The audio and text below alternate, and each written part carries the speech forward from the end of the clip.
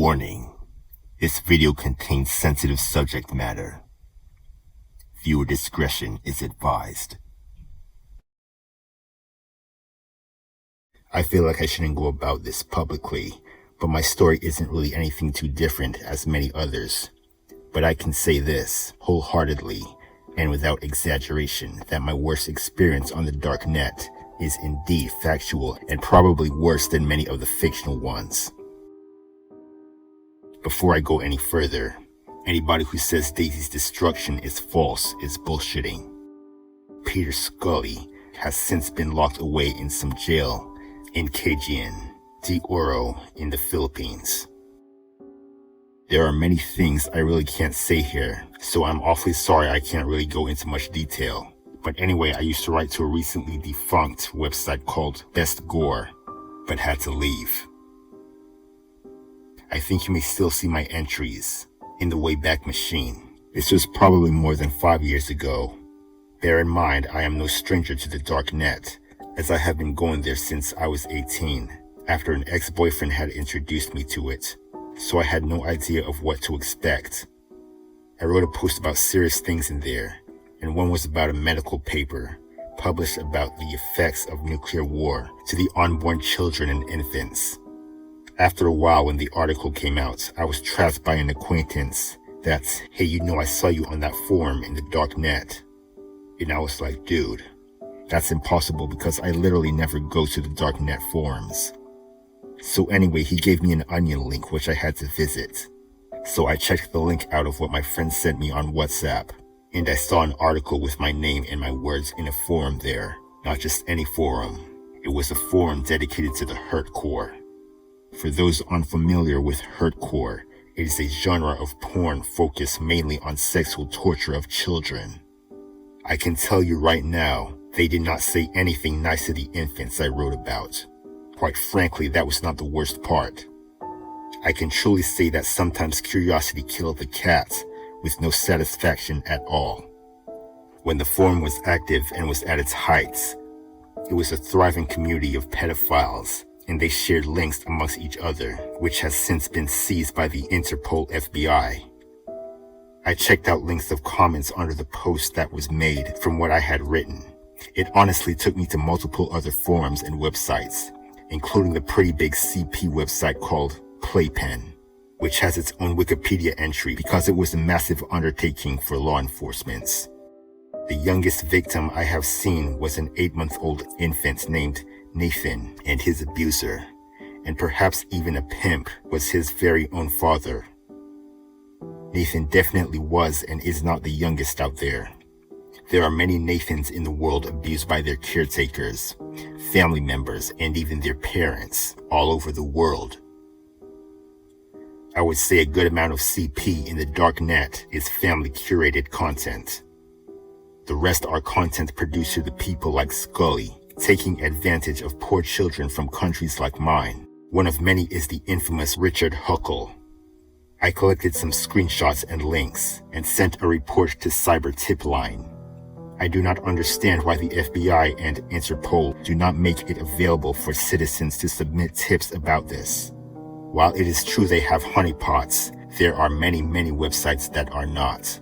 It absolutely breaks my heart each time I have to recall this story, but I feel like I have to say this out loud because people think that this is just some freak on the internet with their weird-ass stories.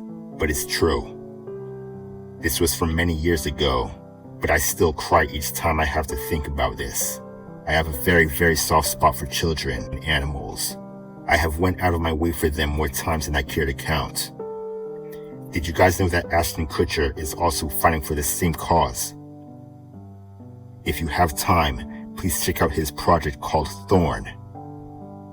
My advice is please love your children, if you have any, and please do not take it as lying when they tell you that they are touched in their special areas by someone you know. I see this happen a lot. Children do not have the concept of this, and anyone should take it seriously when a child says this. Take them to a doctor and get an RAPE kit. Get the police involved.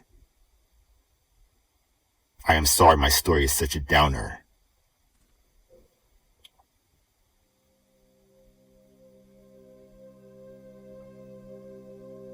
I've been using Tor for a few years. I've had it for a few years anyway. I usually use it only when I can't find certain ebooks on the normal people internet. So this one time I was fucking around and in the directory listing for the useful dark websites. I found an online service site that claimed to deal in killers, weapons, stolen things, and stuff. Needless to say, I was fascinated with it. I've seen regular e-commerce websites, and I wondered how similar one that exists mostly for illegal activities would look, amongst other things. So as it loaded, I got a pop-up from Tor, saying it had prevented the website from using this function and that. Suddenly my webcam light lit up. It was the shittiest jump scare ever. Here I am trying to look at a website which is probably operated by some criminal organization.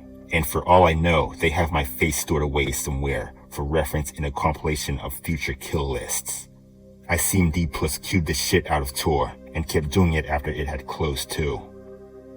This would be in 2014, and I just avoided Tor for the next 2 years or so, until I needed to download Foundation's Edge, I think, which I could not find anywhere else. Since that incident, I had never again ventured away from a few websites, such as the Imperial Library of Trantor and Project Gutenberg. In hindsight, it could have been and probably was something else because Google Chrome and Skype were both open as well. But you always get that ring whenever someone Skypes you, and I'm mostly certain my computer was not on mute, because I always listen to iTunes while fucking around on the internet or doing anything that doesn't have any audio itself. So I continue to steer clear.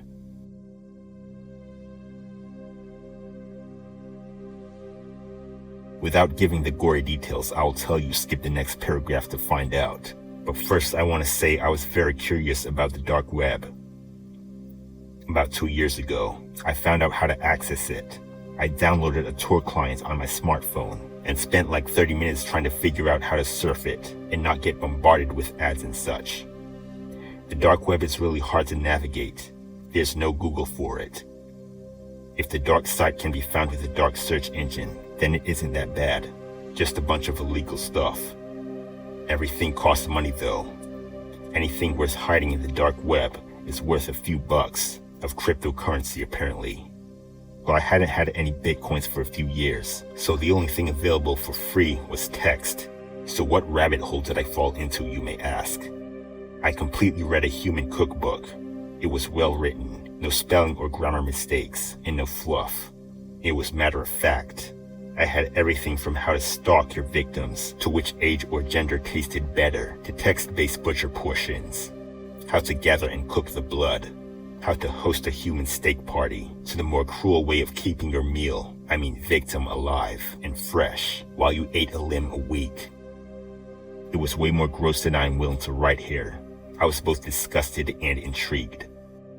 I couldn't sleep that night though, and for the next few weeks I couldn't look at any strangers in public for more than 2 seconds before the words came flushing back into my memory.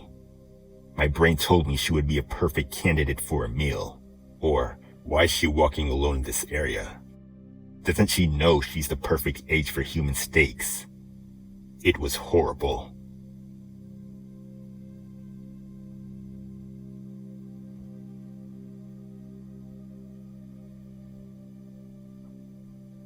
By far, the creepiest thing I've experienced would have been my first time going into a red room.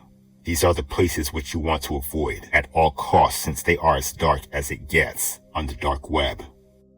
There are thousands of hackers that hunt for new and lost users around these rooms, so it's best to avoid them in general anyway. Anyways, I saw graphic things in that red room. Things like corpses and mangled animals. However, the creepiest thing I saw on there still leaves a dent in my mind. It was a video, and you could tell that they were somewhere like in Egypt or Arabia, or some desert place like that because the surroundings and the clothing the citizens and the terrorists were wearing.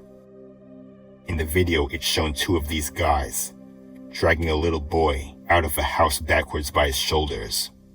The boy was deeply malnourished, and the terrorists wanted to make an example of him. They shouted at the boy in the middle of a sand street in broad daylight, and when he didn't answer, they sliced the back of his bare legs, right behind his knees, forcing him to kneel.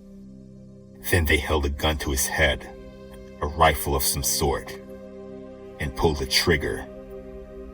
His mother was being held up and forced to watch as they knelt down and proceeded to behead the dead child. This was all very real and uncensored, and also will be the last time I'll enter a red room for so long as I live.